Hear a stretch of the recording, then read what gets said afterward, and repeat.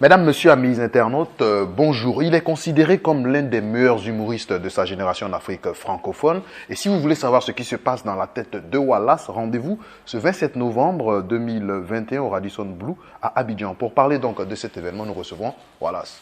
Bien sûr. Ouais, c'est comment? On est là? Ah, mon cher. Oui, tu connais après. À quoi va ici Abidjan.net, Merci, hein? C'est un plaisir de te recevoir. Anidjo encore. Bon, franchement, je ne sais pas, est-ce qu'on va faire une interview vraiment aujourd'hui? Bon, on va essayer en tout cas de faire passer le maximum de messages. C'est clair. Alors, le spectacle que tu proposes donc aux Ivoiriens s'appelle Dans la tête de Wallace. Voilà. Qu'est-ce que ça veut dire? Ça veut dire que des fois, dans la tête de quelqu'un, là, on ne sait pas il y a quoi. Tu vois? Des fois, on sait qu'il n'y a rien, mais des fois, on ne sait pas il y a quoi. Et moi, ce que je vais montrer pendant ce spectacle, c'est un peu tout ce qui se trouve dans ma tête. Tout ce que j'ai vécu depuis que j'ai commencé à faire de la scène et même un peu avant, jusqu'à aujourd'hui, tout ce que notre pays a vécu, tous mes multiples rapatriements que j'ai fait, parce que moi je vivais à Boaké avant. Moi je suis un gars de Boaké. Tu viens de déplacer des gays. Moi je suis un DG, voilà, je suis un DG. Donc, je suis même PDG, je suis l'un des premiers président des déplacés des gays. Premier déplacé de guerre. Et nous on nous a déplacés même sans nous dire qu'on nous déplaçait. Voilà, et puis... donc je vais parler un peu de tout ça, de tout ce qu'on a vécu pendant ces événements-là, de comment chaque communauté a vécu la situation. Parce que nous, on est ivoiriens, mais tu sais que pendant les Gbangban, tout le monde ne sait pas que tu es ivoirien. On te prend pour un Français, là. Tu sais dit, ça dépend. Si c'est Mauritanien, on cherche même à te prendre pour Mauritanien. Ça dépend de qui on cherche ce jour-là. Alors, ce spectacle est placé sur le parrainage donc, de l'ambassadeur du Royaume du Maroc en Côte d'Ivoire. Pourquoi avoir choisi cette personnalité donc, comme parrain? Pour deux raisons. La première raison, c'est que c'est quelqu'un dont j'admire beaucoup le travail, qui est très proche de la communauté, qui aide énormément la communauté en cas de besoin, en cas de nécessité. Et la deuxième raison, c'est que je suis ivoiro-marocain. Et de par ma culture marocaine et ma nationalité marocaine, mon origine marocaine, il fallait que, on sait que je suis ivoirien, mais il fallait au moins que le parrain de cet événement soit quelqu'un de ma deuxième patrie, ma patrie mère, ou de ma première patrie, enfin ça dépend de chacun où il se place. Mais voilà, comme je dis toujours, le Maroc est ma terre-mère et la Côte d'Ivoire ce père qui m'a vu grandir. Donc c'est mes deux parents qui sont là. Donc il fallait qu'un des deux parents soit représenté. L'autre parent est déjà là dans le public, c'est la Côte d'Ivoire. Et il fallait que le Maroc soit représenté. Et qui de mieux que son Excellence, Monsieur l'ambassadeur du Maroc, Abdelmalek Kettani, qui aide beaucoup aussi dans la culture, les artistes, etc. Donc voilà, le choix était... On n'a même pas réfléchi longtemps, hein. Ça a été rapide. Voilà. Alors, dans la tête de Wallace, combien d'heures de spectacle? À quoi doit-on s'attendre donc justement pour cet événement? Alors on est à 1h20, 1h10, 1h20, 1h30, ça dépend. Des fois, il y a des improvisations qui ne sont pas prévues. À quoi doit-on s'attendre? Tu vas voir un humoriste, si tu ne t'attends pas à rire, c'est bizarre. Quand tu vas voir un humoriste, tu ne t'attends pas à ce qu'il t'amène des informations que tu ne savais pas. La plupart des choses qu'on dit, nous, c'est des choses que... En fait, l'humoriste, c'est quoi? Un humoriste qui réussit à faire rire son public, c'est quand le public dit « mais il a raison ». Mais ce qu'il dit est vrai. C'est-à-dire que nous, on essaye de faire en sorte que chacun des gens qui sont là dans la salle ce soir-là se retrouve dans ce qu'on raconte. Comment ça se prépare, ce genre de spectacle? Ça se prépare. Bon, il y a beaucoup de travail derrière, hein. On a beaucoup... Olive qui produit ce spectacle, on sait quelque chose, hein. J'écris énormément, je répète énormément. Je suis en train d'ouvrir mon comédie club justement pour que les artistes aient un endroit où répéter ou venir travailler leurs textes avant d'aller s'engager sur des grosses scènes. Donc il faut beaucoup de travail derrière. Au-delà de l'écriture, c'est la répétition, voir qu'est-ce qui a marché, qu'est-ce qui n'a pas marché, voir est-ce que je peux toucher à ce sujet, est-ce que je ne peux pas. Il y a beaucoup de... Et c'est aussi un spectacle de son et de lumière. Bon, c'est beaucoup plus un spectacle d'humour, hein. Moi, c'est vrai que le son et la lumière, c'est quelque chose qui est joli, mais moi j'adore me baser sur les écrits, voilà, sur parler aux gens, leur dire ce que je pense, comment peut-être donner mon humble avis sur comment est-ce qu'on devrait changer certaines choses pour aller mieux, tout simplement. Est-ce que tous les sujets sont faciles à aborder? Non, bien sûr que non. Comment se fait le choix alors? Moi, je suis un artiste qui m'auto-censure pas. Jusqu'à présent, on m'a jamais botté, mais si jamais un jour ça venait à arriver, je comprendrais alors quel sujet je ne dois pas toucher. Mais je sais aussi faire la part des choses. On peut parler de tout sans pour autant être insultant ou méchant. À partir du moment où tu parles de quelque chose ou de quelqu'un, et tu sais que ceux qui sont dans la salle risquent d'être un peu frustrés, alors il faut donner la forme à ce que tu dis. Si tu donnes les bonnes formes et que tu donnes les bonnes intonations, la personne n'a plus à être frustrée et au contraire ressort avec quelque chose de positif. Alors, comment voyez-vous l'avenir de votre art en Côte d'Ivoire? Est-ce que vous collaborez avec les autres artistes? D'habitude, pour les spectacles, on voit que tous les humoristes se mettent ensemble. Donc, quel est le niveau de collaboration et comment tu vois l'avenir? Les humoristes de Côte d'Ivoire sont peut-être les humoristes les plus solidaires que j'ai vus dans ma vie. On est tous ensemble, on est tous des amis. Des fois, on peut se lever, un va appeler tous les autres pour dire venez à la maison, on va manger ensemble. J'ouvre mon comédie club, j'ai appelé tous les humoristes à dire sera pour quand, d'ailleurs? le 3 novembre. Voilà, le 3 novembre, j'ai appelé tous les humoristes pour dire venez ce jour-là me soutenir. Ils viennent tous prester et m'offrir même leurs prestations. Donc, il y a une vraie solidarité, chose que je n'ai pas retrouvée en Europe. J'ai eu la chance de jouer beaucoup de dates en Europe avec beaucoup d'autres humoristes et il y a vraiment moins de solidarité. On sait qu'ils sont là, ils s'aiment bien, ils se discutent entre eux, mais il n'y a pas la solidarité entre eux. Ici, quand un humoriste éternue, tous les autres se mouchent.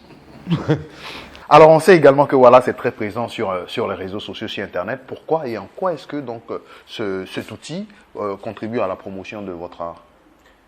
Mais c'est très simple. Aujourd'hui, déjà moi, c'est vrai que j'étais présent sur les réseaux sociaux, mais pas autant qu'avant. C'est depuis la Covid.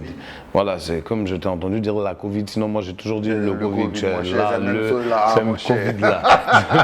C'est même éternellement. C'est Covid là. Nous, on met là. Nous, que ce soit nous ou là. C'est Covid là. L'homme là. Wallace là. Wallace là. En général, quand il y a là, à la fin, il y a toujours un. Ça, c'est pas bon. Tu sais, nous, les Ivoiriens, on n'a pas besoin de parler. Non. Un son. Il y a plein de sons qui veulent tout dire. Tu as le tu as le tu as le tu as ça, ça veut dire tu mens. Tu mens. Ça veut dire ils vont te botter. C'est si tu as continué. Non, c'est juste avec le comment tu le dis, on sait ce que ça veut dire. Là, tu peux avoir une discussion entre deux personnes. On va parler, mais je n'ai pas compris. Alors, donc, parlons donc d'Internet dans ta vie. Alors, Internet, ça a été depuis Covid là. Ça a été le Vous seul... avez prévenu. Vous l'avez dit. Hein.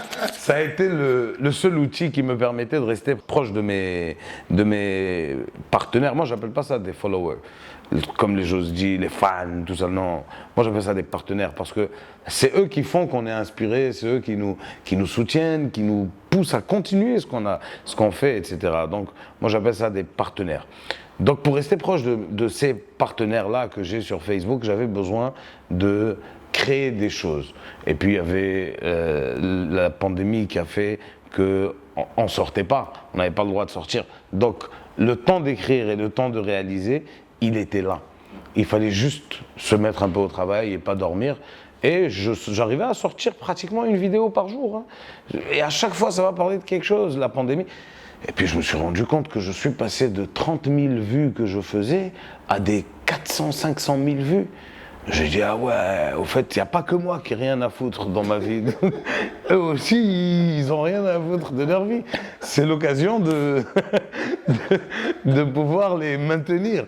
Et puis j'ai fait grimper ma communauté à 638 000 personnes aujourd'hui. Ça a été pour moi une nouvelle étape de ma carrière, cette étape Facebook. Je connais beaucoup d'influenceurs qui sont très Facebook, très Instagram, qui font ça tout le temps. Moi, je le faisais presque jamais. Moi, Facebook, c'était pour prendre des nouvelles des gens et leur donner des miennes, et puis leur dire que quand il y a un spectacle, quand il y a ci, quand il y a ça. Et du jour au lendemain, Facebook est devenu une plateforme de divertissement pour moi, dans laquelle je crée un divertissement pour les gens. Et puis j'ai été approché par des partenaires qui voulaient faire de la pub. Alors je me suis dit, écoute, les salles sont fermées, tu as une plateforme qui intéresse les partenaires, allons-y, c'est le moment de gagner un peu d'argent au moins pour survivre jusqu'à ce que... Sa connexion, hein. Pour payer sa connexion. Pour payer sa connexion, et puis au-delà de la connexion, tu sais, tu as un loyer, tu as des enfants, Il y a un gars qui m'a dit ah, c'est dommage, tu fais beaucoup de pubs en ce moment. J'ai dit viens payer mon loyer, je vais arrêter de faire de la pub. Viens payer mon loyer, tu me donnes ton nom et fais chanter ton Atalago tous les jours. Mais j'ai des enfants, frérot.